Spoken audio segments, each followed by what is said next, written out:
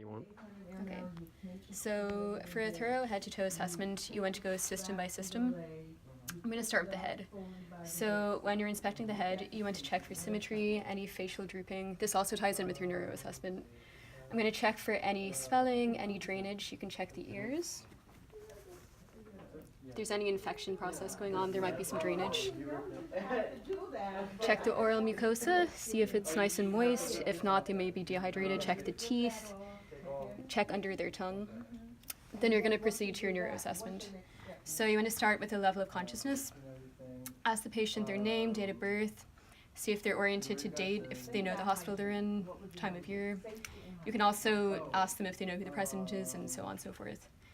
So then you want to ask them if they have any pain. So you can use a numeric pain scale. They can tell you, if they're able to converse with you, they can rate their pain on a scale of 0 to 10. And if they have a high pain level, then you can proceed accordingly with any ordered medications.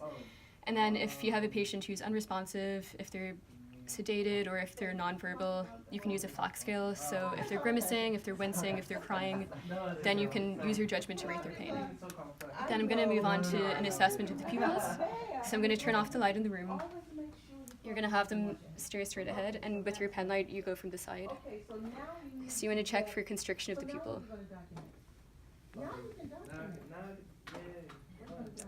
Pupils that are non-reactive to light and not equal, that's an ominous sign. Also, if the pupil is very dilated. So now that you're finished with your neuro assessment, you are going to move down to your musculoskeletal system. So I like to check for equal hand grips, and you can rate the strength if they're strong, like very strong, normal, or weak, or if there's no movement at all. You can also check for resistance, so get them to push against you. You can apply some resistance with your own hands.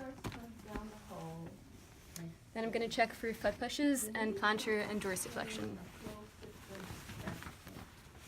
Get them to do foot pushes and also rate the strength. And then see if they can flex. You can also ask them to bend their knees to see if they can flex their knees. Okay, next I'm going to move on to the cardiac system. I check their peripheral pulses, so you have your radial pulses. And document the quality of the pulse, if it's bounding normal or weak, or if it's absent, which it shouldn't be. Okay, and then check pedal pulses, which is very important.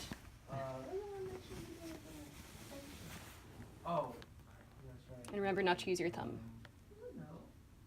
You can also check your posterior tibial. And always palpate each extremity at the same time so you can compare. Next, I'm going to use my stethoscope.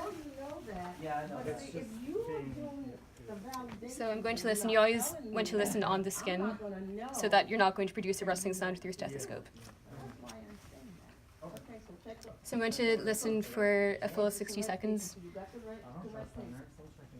It doesn't matter who it is. You better make sure you check it. So that was 60 seconds. You want to have a rate of 60 to 100 beats per minute. If the person is very athletic or if they're older, sometimes their heart rate may be slower and it won't produce any symptoms. If they're tachycardic, it could be pain, it could be an infectious process, or maybe they're anxious. Then you want to listen to the valves. You want to listen for an S1 and S2, which signifies closure of the valves. So you have the aortic, pulmonic, Erb's point, tricuspid, and mitral valve. Again, you're going over the skin.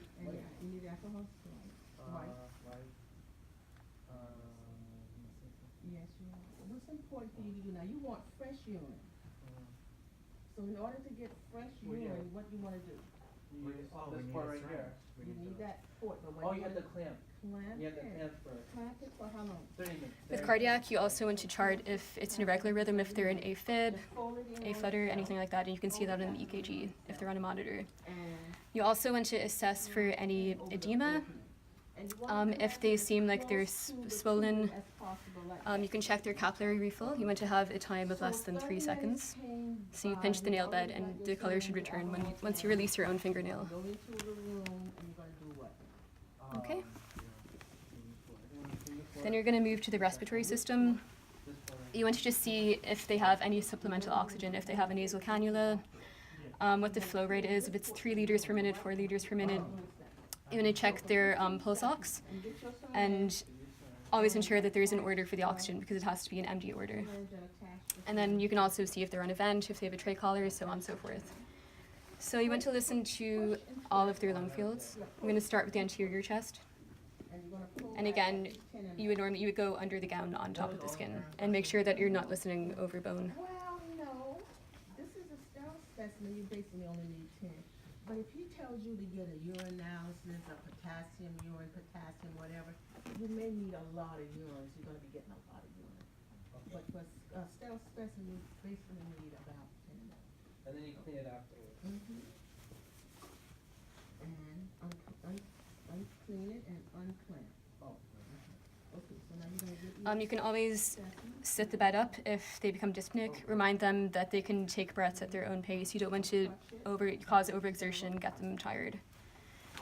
Then ideally you're supposed to listen to the posterior thorax also. Remember to go systematically, go symmetrically, and never listen over bone tissue. And what are you gonna do with that?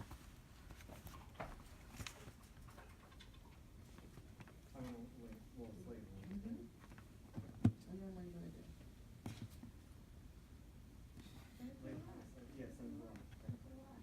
Okay, what are you going, okay, and what, you just got finished taking care of? And by following the appropriate landmarks, you can ensure that you're listening to the apices of the lungs, the upper, middle, lower, and remember that the left lung only has 2 lobes. So when you're listening to the lungs, ideally you're going to hear clear, loud breath sounds, but you would document if they're diminished, if you hear crackles, if there is some wheezing, and if there are some ominous breath sounds, you would obviously notify the doctor. Urine is output, so when would you? So then you're going to move to the abdominal assessment. I know, okay. You begin by inspecting the abdomen. You can see if it's very distended, if it's concave, if they're very famished. So after inspecting, you listen with your stethoscope for bowel sounds. You listen to all 4 quadrants, and if bowel sounds are absent in one quadrant, you have to listen for a full 5 minutes to confirm that it is absent. Boom, check the order. Check the doctor's order all the time. Yeah, make sure you check the order, and for your validation, did she have you guys do that? No, I did none of this. This So is, what, tell me what you did, we talked about how. During inspection, you would also notice any surgical drains they might have. If they've had gallbladder surgery, they might have a Jackson-Pratt. Document if the drainage is in a bulb or if it's going to suction on the wall. So after you listen with your stethoscope, after auscultation, you palpate. Okay, so what are you gonna take? So you're looking for a soft abdomen. If it's firm, very rigid, a board-like abdomen is a very ominous sign, so you would notify the doctor. And the reason you palpate after auscultation is so that you don't manipulate the organs and produce extra sounds. That would lead to a false assessment.